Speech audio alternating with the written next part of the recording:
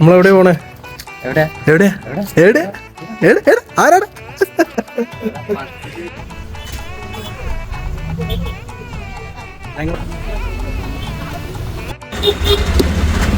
ഒരു പടം കാണാനായിട്ട് എത്ര വണ്ടിയാണാ നമ്മള് കേറി മാറുന്നത്.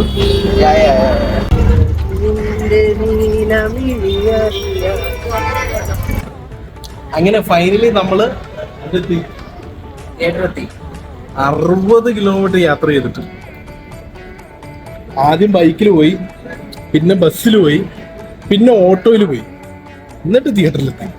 എല്ലാം ലാലേട്ടന് വേണ്ടിയിട്ടോ.